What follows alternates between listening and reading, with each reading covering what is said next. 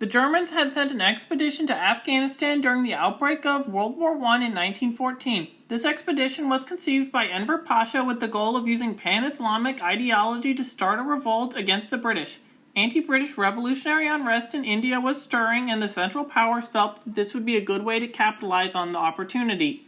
The expedition included Wilhelm Wassmuss and Oskar Niedermeyer, as well as 1,000 Ottoman troops and German advisors. The expedition first encountered difficulties after crossing through Austria-Hungary and into neutral Romania, where their radios and weapons were confiscated. To get new equipment, the expedition had to wait in Constantinople for several weeks, which resulted in the expedition being aborted. Furthermore, while waiting in Constantinople, Wassmuss traveled into southern Persia to organize tribes against the British. Here he accidentally lost his codebook with his luggage, which was recovered by the British, who later used it to break the Zimmermann telegram communication. Although this expedition was a failure, Wilhelm Wassmuss would become famous among the Persian population, being known as Wassmuss of Persia for his organization of revolts against the British in Persia by several tribes using pamphlets. The German purpose for their next expedition to Kabul in 1915 was to get Afghanistan to declare independence and declare war on the British Empire. Despite British control over Afghanistan's foreign policy, Emir Habibullah Khan had declared neutrality but entertained the Ottoman Empire's pan-Islamic nationalism. At this point in the war, the Germans were heavily involving themselves in the Hindu-German conspiracy to incite revolt against the British among colonized populations. In addition to diplomats and weaponry, the Germans included gold, jewelry, cameras, an alarm clock, and other gifts for the Emir of Afghanistan to sway his opinion in favor of the German proposals. The Niedermeyer-Hentig expedition included Oskar Niedermeyer again and Werner Otto von Hentig, both of whom spoke fluent Persian and were knowledgeable on the region. Additionally, Kaiser Wilhelm II pledged his support for the Indian nationalist cause in exchange for exiled Indian prince Mahendra Pratap to nominally lead the mission. While Pratap was the titular leader of the mission, von Hentig was the Kaiser's personal representative in charge of gaining the Emir's support for the war. The expedition arrived in the Ottoman-controlled Persian city of Krind in June of 1915. Members of the expedition were getting sick with malaria and other diseases as they started their mission through Persia to reach Afghanistan. The mission traveled at night in order to avoid the Persian extreme heat. Because Persia had been split between the Russian and British influence, pro-German sentiments among the population was high, and the population offered their support for the missions. The reports of Persian tribes and villages expressing pro-German sympathies reached Lord Charles Hardinge, the British Viceroy of India, in addition to Russian and British troops closing the Afghan border to Persia. Lord Hardinge commissioned the Seistan force to intercept and stop the Niedermeyer-Hentig expedition from reaching Afghanistan. Persian messengers were employed by the Germans to scout ahead for the expedition to find water wells, as well as notify them to which villages were friendly to their goals.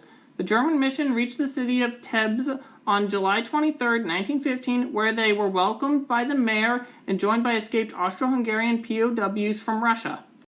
By September 1915, the lost codebook which had belonged to Wassmuss was deciphered by the British and compromised the German mission.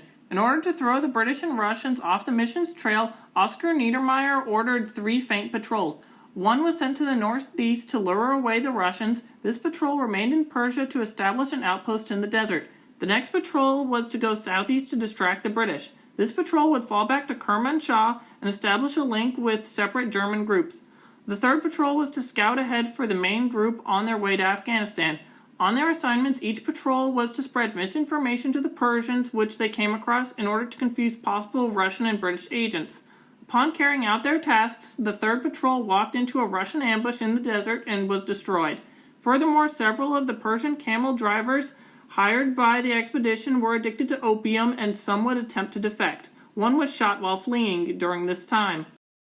The Niedermeyer-Hentig expedition reached the city of Birjand despite the close British and Russian presence in the region hunting them. However, the city had a Russian consulate with an increased British presence. Furthermore, the north of the city was patrolled by the Russians while the south was patrolled by the British.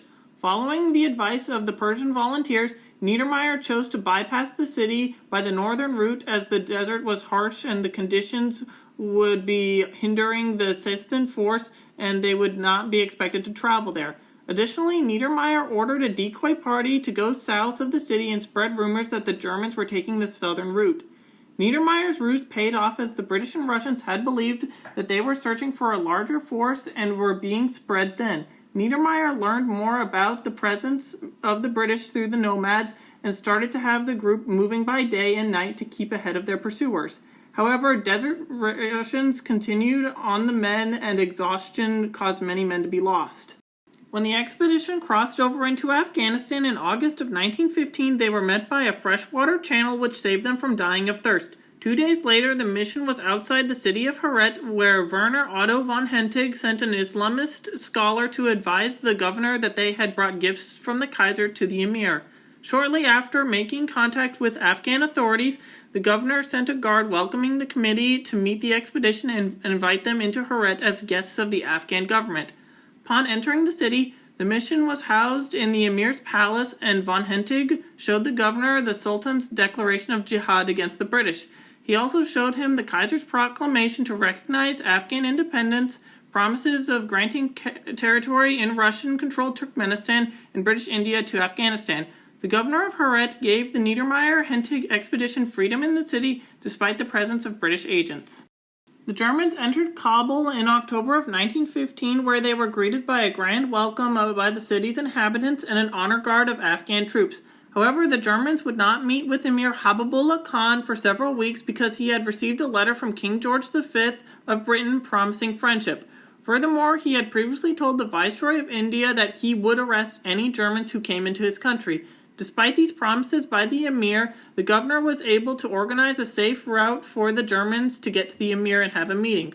While in Kabul, the emir was learning about the members of the Niedermeyer-Hentig expedition without meeting with them due to his delicate situation with the British. The meeting had between the Germans and Habibullah Khan was only granted after Niedermeyer and von Hentig both threatened a hunger strike. During their meeting with the emir, von Hentig told him that the Kaiser's declaration had been enacted, but because the letter was written with a typewriter, the emir questioned its authenticity. Pratap then assured Habibullah Khan that joining the war on the side of the Central Powers would give Afghanistan a new empire, gaining territory all over Central Asia and India. The Germans told the emir that Germany was prepared to supply troops, ammunition, and thousands of pounds of gold if he signed a deal. However, Habibullah Khan was not convinced and wanted to hear more than words, and he also wanted to know when the Germans would bring their army to Afghanistan. He also noted Afghanistan's difficult strategic position, being located between both the Russian and British empires and their presence in the region. Habibullah Khan also told the Germans that he was reliant on British subsidies and financing for the wealth of his army. Despite being completely reliant on the British, the emir tolerated the distribution of strongly anti-British and pro-German newspapers by Pratap. Niedermeyer then had the 24 former Austrian POWs held by the Russians build a hospital. The Germans decided to celebrate their recent successes with their mission in Kabul by drinking alcohol, which was left by the previous Germany 40 years before. Emir Habibullah Khan offered to start discussing a German-Afghan treaty of friendship. During this time, Niedermeyer would start to advise Habibullah Khan about modernizing and reforming his army. Despite the emir's caution towards the ideas of joining Germany, his son, Amanullah Khan, was strongly enthusiastic about Afghanistan joining the Germans. Amanullah Khan encouraged and welcomed the Niedermeyer-Hentig expedition with open arms, while his father gave orders for the expedition not to meet with any members of his family. However, he acknowledged that his son, along with most of the country, was pro-German and anti-British and anti-Russian. The German expedition found more sympathy for their cause in Afghanistan when meeting with Prime Minister Nasrullah Khan, the emir's brother. Nasrullah and Amanullah enjoyed the popular support of the people as they were favoring accepting the German offer. However, this development led to the emir Habibullah Khan to start to fear for his own life as he was pro-British due to Afghanistan's economic situation. The emir was also growing paranoid that in a meeting with von Hentig, he thought that the alarm clock was a bomb designed to blow him up. The meeting struck fear into the emir despite the intention being just to impress him of Germany's technology, because, a clock is a clear invention of superior technology. In January 1916, the Afghan-German Treaty of Friendship was presented to Habibullah Khan, where the Germans agreed to give military assistance to Afghanistan against the British and Russians if they declared independence.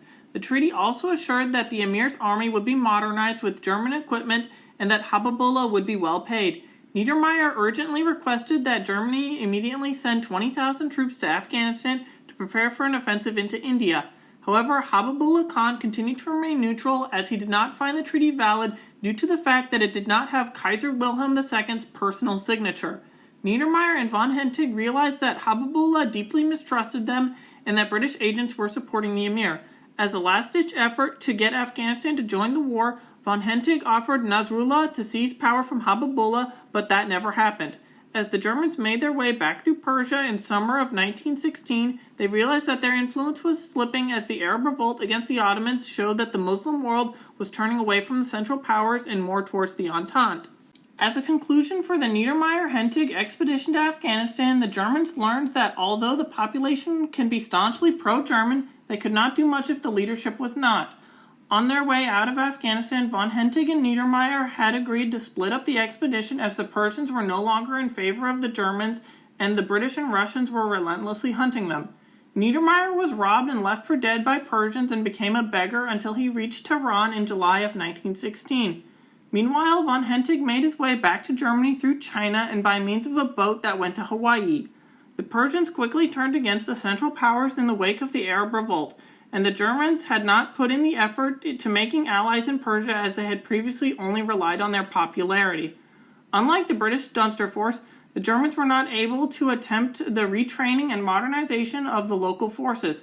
However, Germany's influence in Afghanistan was felt during the Third Anglo-Afghan War as Afghanistan declared independence in 1919 under the new rule of Amanullah Khan, the son of Emir Habibullah Khan, who was super pro-German. Did you know about the German expeditions to Afghanistan during World War I? Are there other elements that I should have emphasized or cover more about? Let me know in the comments, and thank you for watching.